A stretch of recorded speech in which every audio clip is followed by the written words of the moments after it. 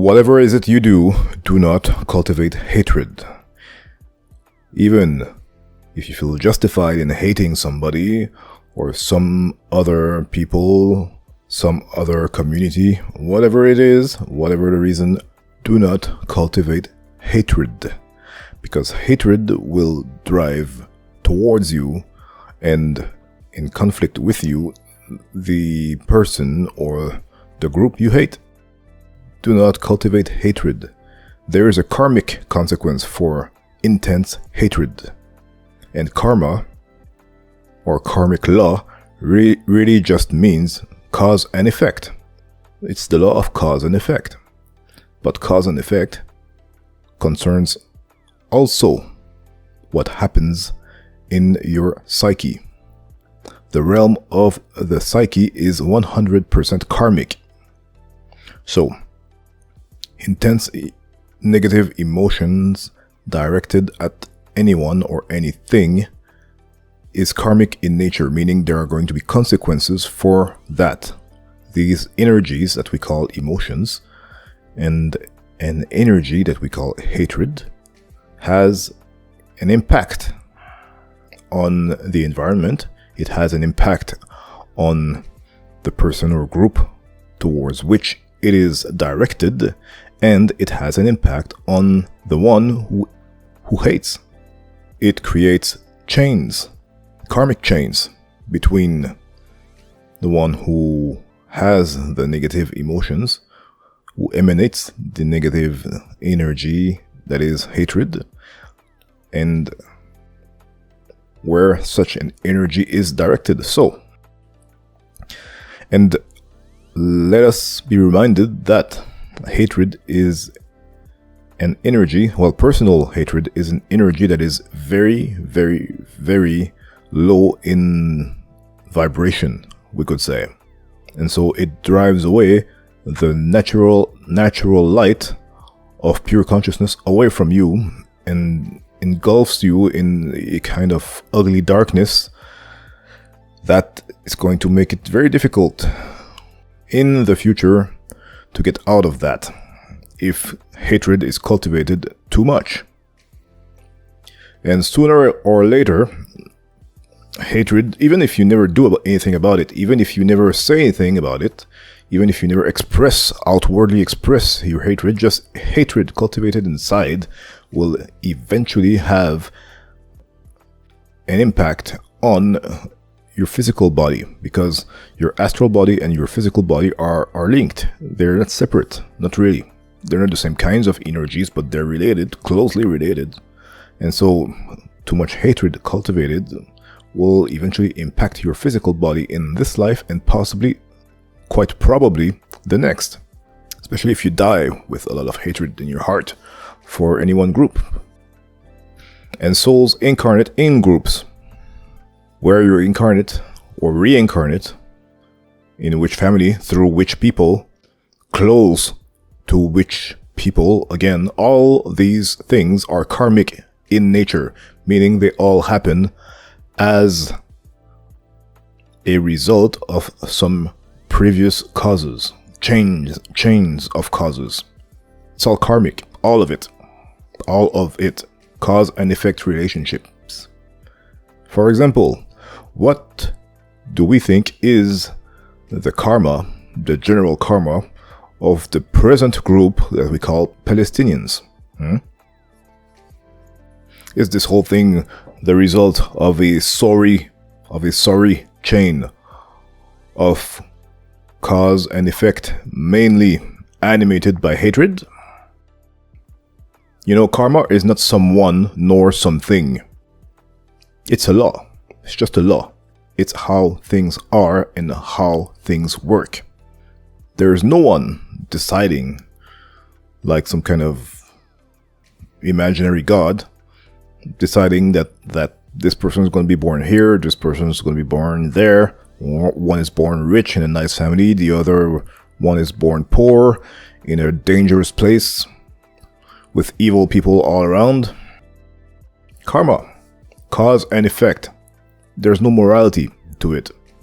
It's just the nature of energies that kind of attract or repel each other, various chains of cause and effect. And this is by no means linear, okay? It's not a linear thing. Chains, multi-directional chains of cause and effect have for result what's going on right now. And it's a very complex network of chains of cause and effect, but it's still just cause and effect. Lots of human souls are stuck with a tendency to hate. Many human souls in incarnation are stuck with this very ancient reflex to hate what is different. And so, since souls incarnate in groups, at one point when the conditions are right or adequate for certain ensembles of effects to take place, then they take place. Souls incarnate in groups, in places where certain things, political, economical, social, or otherwise, where certain things, certain conditions are happening, and they simply live out the result of causes that were previously initiated as groups of souls or as individuals. Same thing. It's the same law. Karma is just a law. Okay, it's not someone, it's not something. It's just cause and effect. Even though we may not understand, even though we may not agree, even though we think this is cruel, whatever it is that we think, karma must not be understood as something that has to fit with our sense of what is right or wrong, our sense of what is moral or immoral, our sense of what is just or unjust. Karma is a law, and it's a law that is universal, cosmic in scale. So it has nothing to do with our temporary and passing views of what's moral or immoral, right or wrong, because these views anyway, what they are today in our day and age, what was moral or immoral was different a couple of hundreds of years ago, and it's different in this part of the world versus that part of the world, and it's different from this family to that family. So our views of what is moral or immoral are irrelevant. The only thing that counts is the truth, and karma is the truth. It is perhaps one of the most important truth about existence. The law of karma, which is, again, and it's important to understand, it is just the law of cause and effect. But it's not just the law of cause and effect in a scientific sense where, we calculate forces mathematically in engineering or chemistry or whatever it is. Yes, it concerns the physical world, but it also concerns the world of our psyche and the world of soul even. Karma is a universal law. It concerns all things in existence. All things. If you do not know the law, many things are going to appear to make no sense and to be extremely unjust. And from a certain perspective, lots of things are unjust. Lots of things are immoral, cruel, evil. Lots of things. But all of these wrong or evil things are part of the whole cause and effect relation between all things and within all of existence. They are part of it. The notion of choice even is karmic. Every individual has a certain range of choice in any given situation. If you lack a lot of education, perhaps you have less choice. You're just less aware of the possibilities, which is a part of your karmic situation, your karmic circumstance. Once when I was in India, was there for a few weeks. First time in my life I saw someone like that. Maybe a child of maybe 12, 13 years old. No arms, no leg. On the ground, begging. His range of choice is very limited. Extremely limited. Why? Why does a soul incarnate in a body like that? No one wants to live like that. So what caused it? Genetics? Again, cause and effect. What has caused the genes to arrange themselves in a manner that this was the result? Cause and effect. You have to go up the chain of cause and effect to see what has been maybe the initial choice or a series of choice that has led to that, or anything really, in someone's life, in someone's current circumstance.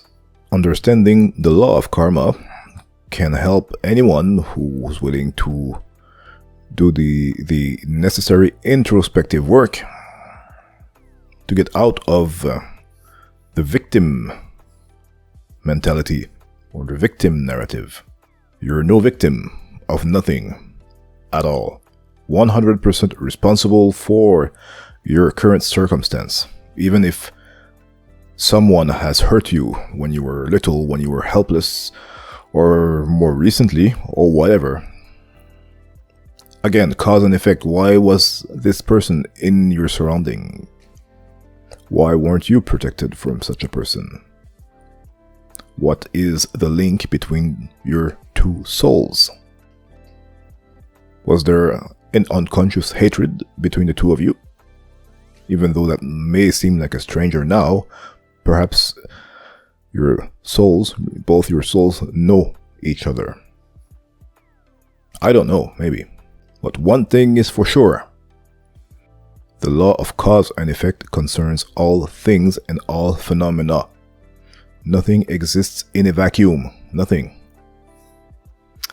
So, regardless what has happened that was good or bad in anyone's life, everything happens as a result of multi-directional chains of causes and effects that we are involved in because of the choice that were made and the range of choice that were possible to make are also karmic in nature. But there are choices, even for someone with no arms and no leg. The next thought anyone chooses to entertain next, even if you're in a prison, even if you're bereft of all other choices, the choice of your next set of thought might be in your range of choice. If there's just that if only that is left, you still got certain choices, even though you may seem to be very limited. Let's not cultivate the victim mentality, because cultivating any attitude, good or bad, will have its effect. Again, cause and effect. If you entertain the idea that you are a victim of racism, sexism, misogyny, whatever it is, patriarchy or such nonsense that we hear today, these thoughts, these feelings, they will have an effect. They're not nothing. They're not merely thought inside your head. You are manipulating astral energy. Okay, you are having emotions, or you're letting yourself having emotions and feelings and thoughts which are all karmic in nature, meaning they will all cause stuff to happen. They will all have an impact on yourself and on your environment and on the people that are around you, or even the people far away from you, but who are energetically similar to you. Your hostile thoughts towards a group may have an impact such as fanning the flames of violence somewhere else around the world where someone else has hostile thoughts about a certain group. It's totally possible. Affinity of vibration is a thing, and it counts. And again, if you cultivate too much of that stuff follows you in this life and the next, because they're yours. You cultivated them. It will follow you, and you will reap what you have sown, physically or psychologically. You make your bed, then you sleep in it. So this is kind of perhaps a little boring to hear, but it's the truth. And you have to know a certain measure of the truth if you want to eventually free yourself from what limits you. And we are all trying to do that. I'm trying to do that. Anyone who's practicing some kind of spiritual path or discipline, or any kind of thriving to evolve personally, somewhat. It doesn't have to be along spiritual lines.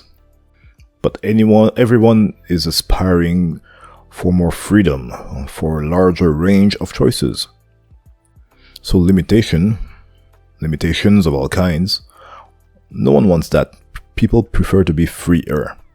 And so, if you understand that everything you cultivate is karmic by nature, perhaps this truth, correctly realized, fully realized within, will be a good motivation to cultivate the right kind of thoughts and feelings. Until thoughts and feelings are not what you cultivate anymore, but something higher called pure consciousness. If pure consciousness is cultivated instead of thoughts and feelings, then thoughts and feelings become only or emerge only as the expression of that pure consciousness. And this is the goal of all spiritual paths.